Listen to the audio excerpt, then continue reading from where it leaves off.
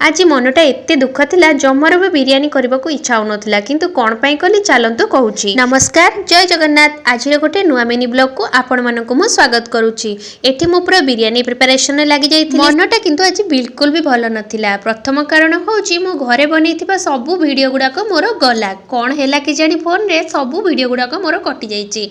आ second कारण होची आज मु घरो जाउची। बो एठी ज्वाइन को पई तकर बसी कि माछ तरकारी बनौथिला आ मु सेपटरे बिरियानी करूथिली। आज मु कटक जाउची बोली बो मनटा भी पूरा सुखी जाइथिला आ कर देइथिला ज्वाइन को पई माछ तरकारी को भात आ ता सहित सलाड। आ मोर एपटरे बनिथिला भेज बिरियानी। बिरियानी रो लुकटा केमती लागुची कमेंट बॉक्स रे निश्चय जणेबे। खाई भी ज्वाइन एठी पूरा घुंगुडी मारी के सोई पडिथिले। आ मु एठी इच्छा नथिले भी बाहरी जाइथिले मोर कर्म क्षेत्र को जिबा पई। ओडिया घरर चलणी हिसाब रे गोटे झियो जेतेबेले ता बाप घर सासु घर को जाय पादरे अलता नाइकी जाइथे आ सेति पई मु बसिकी लगेई देइथिली। मो पुओ तो ता अजाई के पाखर रोजगार करी केमती स्टाइल मारुथिला देखुनांती। तापरे ठाकुर को प्रणाम करी बापा बों को ठुर हमें विदाय नेइथिलु जिबा पई। बापा बों को प्रणाम करी आसीबा बेले मो आखी तो छलछल हो जाइथिला। बापा बो भी कांदी पकेइथिले के जानी केमिति चाहू चाहू 14 दिन बीती गला। सतरे जहा कहंती झियो जन्म भारी कष्ट। कटक रे आसी पहुंचा बेलकु मते आसी जाइथिला ज्वर आ ता सहित प्रबल मुंड बिंधा। सेथिरे आसीकी देखे तो स्वामी एमिति बासन सब पकेकी रखिथिले। ताकू आसी स्टैंड रे सब सजाड़ देकी मु पळेइथिली सोइबा पई। आपण माने प्लीज वीडियोटी भलो लागिले निश्चय लाइक करिवे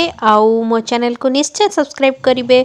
आपणकर गोटिए सब्सक्रिप्शन मते मन रे एते खुशी भरी दउची जे मु इच्छुक होउची आहुरी भलो भलो वीडियो आनिबा पई। रहुची जय जगन्नाथ।